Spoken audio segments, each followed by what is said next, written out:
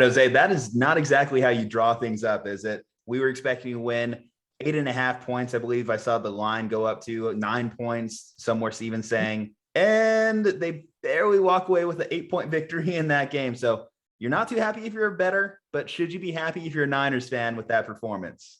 Well, you'll be happier if you were a better when the line first came out when it was at 7.5, and you're barely just happy enough for the game itself. Can we only talk about the first half? That'd be great, right? If we only talk about the first half and forget that the rest of the game happened, but we can't do that, unfortunately. We really have to kind of talk about what happened there, especially in that fourth quarter, even the third quarter. They seemed in control. They didn't need to score. They weren't trying to, but it got really dicey there at the end. And I don't necessarily blame the Niners as much as I kind of credit the Lions for not giving up, not giving in. They were heavy underdogs, being blown out at home. And with the season, their fans, no one really expects them to do much this season at all. And the fact that they were still able to come back, make it a game with 30 seconds left there, they actually had a chance there in that final drive to potentially send it into overtime. I actually give a lot of credit to the Lions there. But I mean, we got to kind of talk about the other things that happened other than, kind of the almost huge meltdown there for the Niners, the injuries. I mean, I hate to even say the word injuries when it comes to the Niners, but I mean, we have to talk about it. Emmanuel Mosley and Jason Vettett, especially, and we always talk about it. This secondary is already thin to begin with. It isn't the deepest position in our team, and now it just got even weaker, in my opinion. It's gonna take a lot of the Jason Vettett injuries. It's serious. They're fearing an ACL, probably more than likely is putting an end to his season. You hate to see it to a guy like him as well, who's had to battle through similar injuries like this. But hopefully, it's not an occurrence that we continue seeing throughout the rest of the year. Well, unfortunately, the Niners lead football in ACL injuries since about 2013. So it has been a common occurrence injury. Unfortunately, we're maybe about 2 injuries away from recalling Brian Allen and seeing if he's up and doing anything these days. Heck, Uncle Sherm, what are you doing these days? because I think it's getting that bad as far as like the depth on this team. There was obviously a narrative going around later in the game. Why do we even have the starters out there? Shouldn't they all be out of the game? The fact of the matter is you just don't really have enough guys to be able to do that. Some guys just need to play. I mean, Fred Warner was out there till the very end. Nick Bosa was out there till the very end. These guys with gas, that was another big part of the game. As the game progressed, like the pass rush just was getting home. The Lions offensive line, I was more impressed with how it was able to hold up against our defensive line.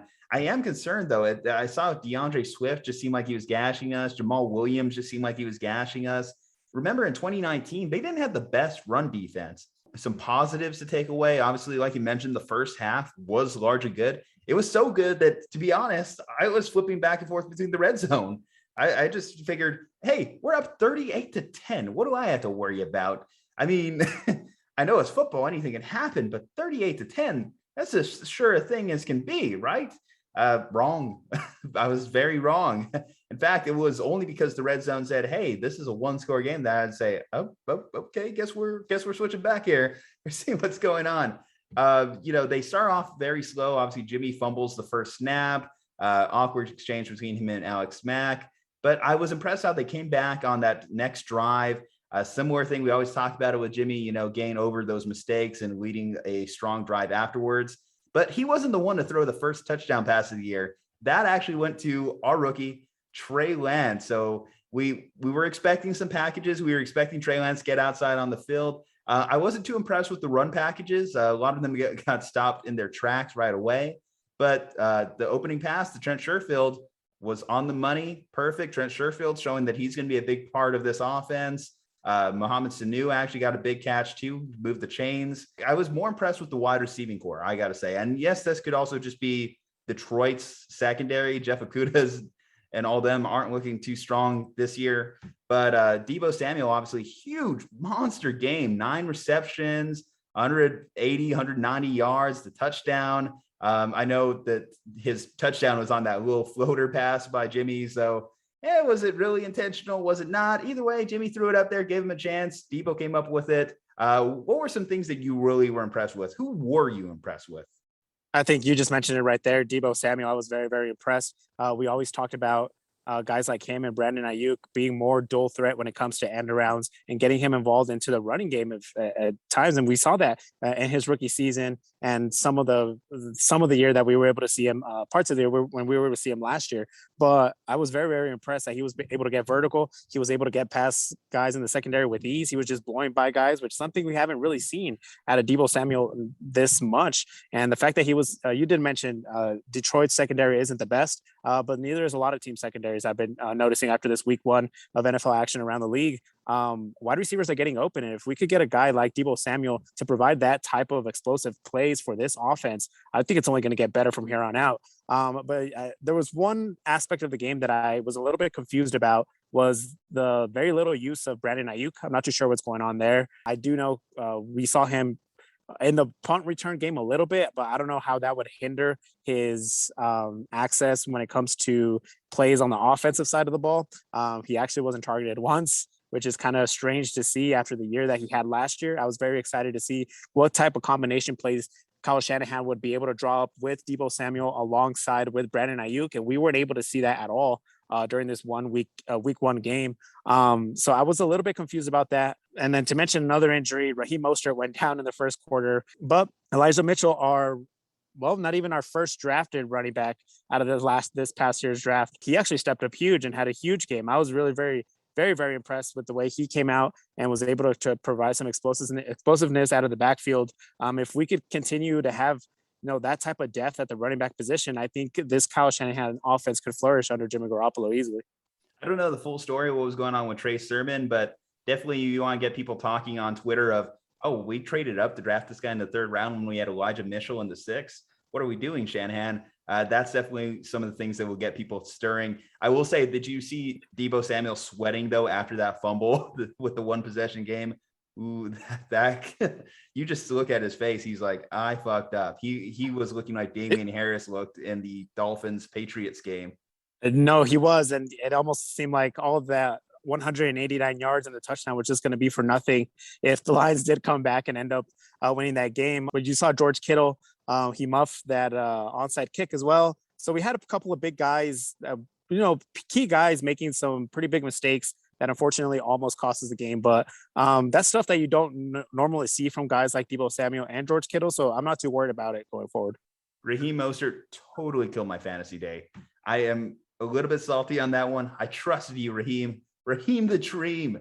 Let me down. Yes, a knee injury. And unfortunately, that's very par for the course with Raheem. Last year, that when he was talking about wanting to trade it out of San Francisco, this was always the concern. It was, if we extend you, if we give you the money you're asking for, will you be upright and on the field for us? And there's no doubt about it. Raheem is such a great weapon for the Niners. His speed, once he gets in the open field, no one's catching him. And to see that he's sidelined for the next few weeks at least, knee injury, still waiting for a lot of the details to come out for what his timetable is looking like. That's very disconcerting. But I am happy that Elijah Mitchell looked like he had comparable speed. He looked like he was a worthy substitute for Raheem in the lineup. We'll see what happens with Trey Sermon moving forward. And then even JaMycal Hasty looked like a very talented runner for us, carrying over what he was bringing in the preseason into the regular season. I'm excited for that. So I think either way, the Niners are going to have a great rotation behind them in the backfield, but it's nice to have that X factor that is Raheem Mostert's speed behind center. So how did you feel about Nick Bosa in his first game back? Were you happy with his performance? Obviously, he didn't get home in particular. He wasn't that much of a disruptor like we expect, but should we just kind of like write it off his first game back off the ACL? Oh, definitely. You kind of have to give him that little bit of cushion there. You expect that type of performance from a guy that has been out for about almost 12 months now. So I wasn't too concerned about it. He actually drew a lot of double coverages early on in the game, and then Detroit just realized that he wasn't going to get past even one other tackle. So they didn't really need to keep on doing that for the rest of the game. But I mean, he still looked explosive. He still looked explosive coming out of the line. He almost looked almost as good as he was his rookie year. But I'm not too worried about it. I'm not too concerned. I'm a little bit more concerned on guys like Eric Armstead. They need to start providing a little bit more pressure up the middle. Some of our defensive tackles need to provide a little bit more pressure up the middle just to get some of those guards to start thinking a little bit more. And then maybe the tackles have to start focusing in on the middle. Of that Ford got a sack line today. That's at least he did that. That's a huge positive. If we could get those type of performances from D Ford, that helps the defensive line and the front seven so much. But yeah, it's just gonna take a little bit of time for Nick Bosa to come out, get back up to speed. I mean, that monster year that he had his rookie year, it's kind of hard to even duplicate that in back-to-back seasons. And it looked, from the early part of last year, it really looked that we were going to get that again. Yeah, it's a weird game. Obviously, they won. We should be happy about it. We should be thrilled about it. But how close it got, I think a good scale to weigh like a team on is if you are considered amongst the elite teams in the league, you just blew out these teams and never look back. So all gas, no brakes. Maybe we should, I don't know. I guess we hit the brake a little too soon. We got to pump the gas a little bit more. We should have got to at least, a 50 burger before we started to slow down on them. But hey, Philly next week. Philly had a big blowout win against Atlanta. They look good. I'm a little concerned because Jared Goff was able to do some damage on those naked boots early on in the game. Jared Goff is able to do that with the statue that he is.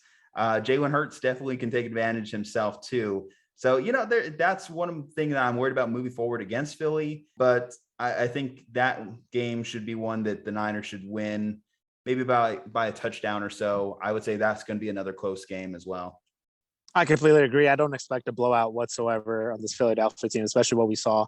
When they went to the road, they went to Atlanta, took care of business. They look really, really good. Jalen Hurts looked better than what a lot of people thought he was going to look like.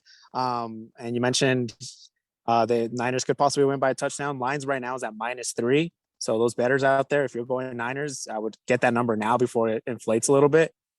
Because if it ends up going to -3.5 and the Niners win by a field goal, I mean, you're going to have literally the same thing that happened today, unfortunately, for everyone that backed the Niners. Who are the Niners going to put on Devontae Smith and Jalen Reagor?